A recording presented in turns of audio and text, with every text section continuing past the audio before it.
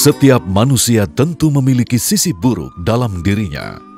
Inilah yang dinamakan keseimbangan, di mana ada sisi baik, tentu ada sisi buruknya.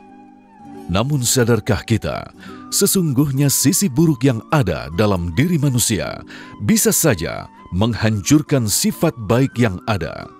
Untuk itulah, Islam mengajarkan kepada semua umat manusia untuk menyucikan hatinya dari kotoran atau yang namanya penyakit hati. Hati yang merupakan komponen sangat penting dalam diri manusia, di mana semua perbuatan manusia, baik dan buruknya, semua bermuara dari hati. Bahkan banyak masalah pribadi maupun sosial, serta perbuatan buruk yang berakar dari penyakit hati. Dan dua di antaranya adalah sombong dan dengki. Tentunya hal ini adalah sifat dan sikap buruk yang akan melekat jika tidak dilawan atau ditepis. Bahkan sombong dan dengki itu sangatlah membahayakan. Betapa tidak, karena bisa meruntuhkan amal ibadah meskipun seseorang itu masuk pada level ulama sekalipun. Lantas bagaimana Islam memberikan pedoman kepada umatnya agar sifat sombong dan dengki tidak muncul dalam hatinya, sehingga hatinya bisa terjaga? Simak ulasannya dalam kajian ilmu Damai Indonesiaku siang ini bersama guru-guru mulia yang telah hadir di tengah-tengah kita. Selamat menyaksikan.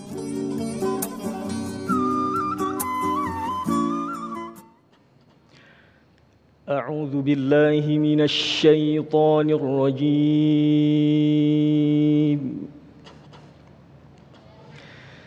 بسم الله الرحمن الرحيم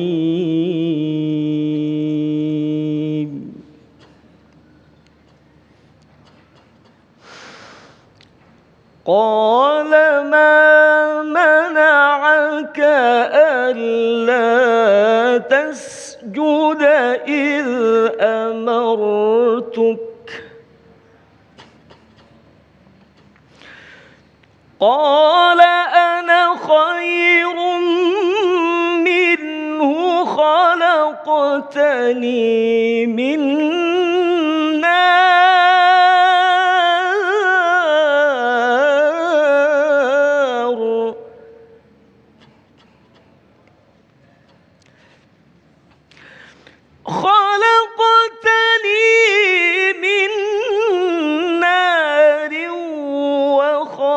خلقته من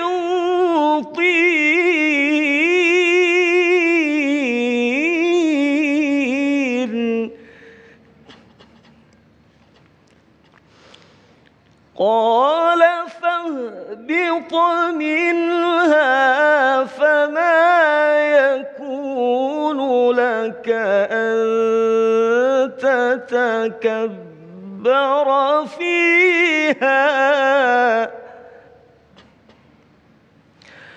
فما يكون لك أن تتكبر فيها فاخرج إنك من الصاغرين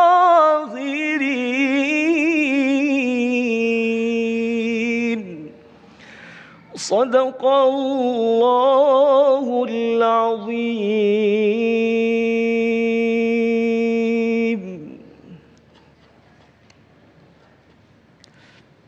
Assalamualaikum warahmatullahi wabarakatuh.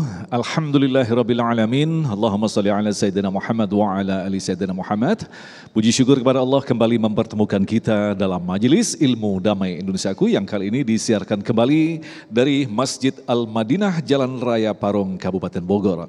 Alhamdulillah telah hadir bersama kita guru-guru yang kita cintai yang akan bersiap berbagi nasihat dan ilmu kepada kita bersama. Habibana Nabil Al-Musawa, kemudian Kiai Syahdan yang akan mengangkat tema berkaitan dengan penyakit hati yaitu sombong dan dengki. Insya Allah kita akan mendapatkan pemahaman yang jelas tentang bagaimanakah penyakit ini secara halus menyusup di dalam kolbu kita. Tentu saja masih bersama kami Damai Indonesiaku yang dipersembahkan oleh Sarung Wadimor, tentu sarung kita. Selamat mengikuti.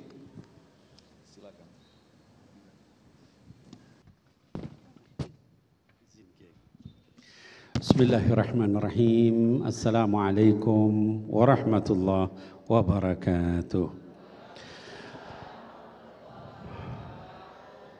Alhamdulillahilladzi nahmaduhu wa nasta'inuhu wa nastahdihi wa nastaghfiruh wa na'udzu billahi min syururi anfusina wa min sayyiati a'malina may yahdihillah fahuwal muhtad wa may yudlil falan tajida lahu waliyyan mursyida. Asyhadu an la ilaha illallah wa asyhadu anna Muhammadar Rasulullah. Allahumma shalli ala sayyidina Muhammadin wa ala alihi wa sahbihi ajma'in wa sallim, amma ba'd. Yang saya hormati guru kita Kiai Haji Syahdan mata'anallahu ta'ala hayatih, Ustadz Agung Izul Haq mata'anallahu ta'ala hayatih, dan juga para pemirsa jamaah Masjid Al-Madinah yang hadir di sini maupun para pemirsa Damai Indonesiaku dimanapun berada. Saya ingin menyampaikan salah satu penyakit hati, karena banyak sekali penyakit hati ini, salah satunya adalah sombong. Hadirin wal hadirat yang dimuliakan Allah Subhanahu wa taala, para pemirsa, ya anak-anakku sekalian yang dicintai oleh Allah Subhanahu wa taala. Para ulama menyatakan bahwa dosa-dosa manusia kalau belum ditaubati yang berkaitan dengan syahwat itu masih mungkin diampuni Allah. Walaupun kita belum sempat bertobat meninggal kalau kaitannya dengan syahwat. Tapi dosa-dosa yang berkaitan dengan takabur, sombong, merasa lebih dari orang lain, merasa lebih mulia, lebih suci, dan seterusnya, lebih-lebih yang lain, itu kalau enggak ditaubati tidak diampuni oleh Allah Subhanahu wa taala. Hadirin wal hadirat, sombong itu salah satu sifat Allah dan tidak boleh diambil oleh makhluk siapapun itu. Kata Allah di surah Al-Hasyr, Bismillahirrahmanirrahim, Huwallah alladzi la ilaha illa huwa al-Malik al-Quddus as-Salam al-Mu'min Al-Muhaimin, Al-Aziz, Al-Jabbar, Al-Mutakabbir. Ya. Di dalam surah Al-Hasyr Allah menjelaskan sifat-sifatnya. Kata Allah, Huwallah, dia adalah Allah, alladzi la ilaha illa huwa, tidak ada Tuhan selain dia. Al-Malik, dia adalah Maharaja. Ya, Al-Quddus, dia adalah Maha Suci. Kemudian As-Salam, dia adalah Maha memberikan ketentraman atau kedamaian. Al-Mu'min, maha memberikan keamanan. Al-Muhaimin, maha memberikan keselamatan. Kemudian Al-Aziz, maha perkasa. Al-Jabbar, maha kuasa. Al-Mutakabbir, yang maha menyombongkan diri. Jadi tidak boleh yang lain mengambil sifat itu. Di dalam hadis Nabi Muhammad sallallahu alaihi wasallam menyebutkan, Allah Subhanahu wa taala berkata, al-kibriya uridai wal 'azamatu izari. Yang namanya kesombongan itu selendangku, kata Allah Subhanahu wa taala. Dan yang namanya keagungan itu adalah penutupku. Tidaklah ada di antara makhluk yang mengambil salah satu dari keduanya kecuali aku lemparkan dia ke neraka. Nah, hadirin wal hadirat yang dimuliakan Allah, hendaknya kita berhati-hati dengan kesombongan. Sombong ini sesuatu yang luar biasa, ya. Kemudian hadirin wal hadirat yang dimuliakan Allah, anak-anakku sekalian, tadi saya katakan dosa sombong itu enggak diampuni, ya. Di dalam salah satu ayat di dalam Quran dikatakan, dan orang-orang yang istakbaru fiha la tufattahu lahum abwabus sama wa la yadkhulunal jannah hatta yalijal jamalu fi sammil khiyat wa kadzalika najzil mujrimin. Kata Allah Subhanahu wa taala, orang yang mengingkari ayat Allah dan orang-orang yang bersikap sombong itu enggak bisa masuk surga.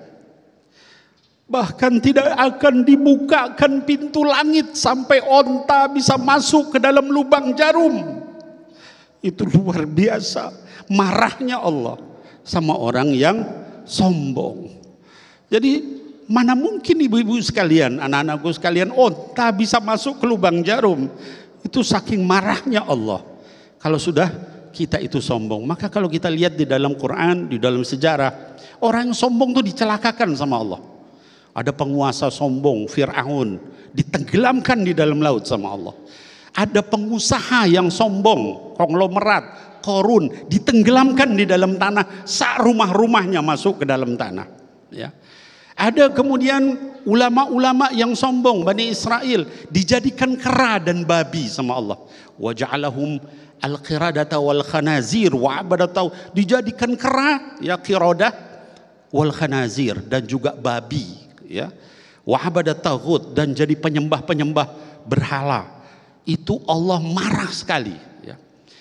Anak-anakku sekalian, hadirin wal hadirat, jangankan sama manusia atau jin, binatang aja kalau menyombongkan diri disiksa sama Allah, dikalahkan. Zaman Rasul itu Nabi Muhammad sallallahu alaihi wasallam itu punya onta, anak-anakku sekalian. Ontanya namanya Al-Adba. Al-Adba ini luar biasa hebatnya. Onta Rasul, ya. Kalau balapan menang terus, ya, kuat, ya, kemudian juga cepat, gitu kan. Dalam satu kesempatan ada seorang Badui. Badui itu Arab pegunungan, ya, Arab pedalaman, yang ngajak bertanding sama ontanya Rasul dengan ontanya dia. Ketika balapan kalah Al-Adba ini. Sahabat semuanya nangis. Ya. Bagaimana mungkin nih onta Rasul kalah sama onta hanya seorang Badui? Apa kata Nabi Muhammad sallallahu alaihi wasallam? Kata beliau sallallahu alaihi wasallam, haqqun nas, haqqullah, ya.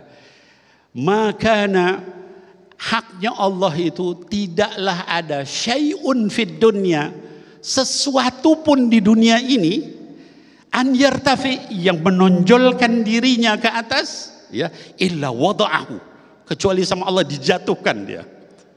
Allah tuh nggak suka semua orang yang sombong. Hadirinul hadirat, jangan kita sombong, ya, jangan kita sombong. Dosa yang pertama kali dilakukan seorang hamba sama Allah itu bukan maksiat, bukan apa maksudnya syahwat, berzina, membunuh, mencuri, bukan. Dosa pertama dilakukan hamba itu adalah sombong oleh iblis, ya, laknatullah. Tadi ayatnya dibaca oleh Qori, ya. Ketika diperintahkan, ya, kata Allah Subhanahu wa ta'ala, qulna lil malaikati isjudu li adama fasajadu illa iblis aba wastakbara. Ya. Dia menolak, nggak mau. Ketika Allah perintahkan seluruh malaikat sujud, sujud semua malaikat. Segitu mulianya malaikat, sujud semua, ya, kecuali iblis. Kenapa? Aba, menolak. Bukan hanya menolak, wastakbara, menyombongkan diri.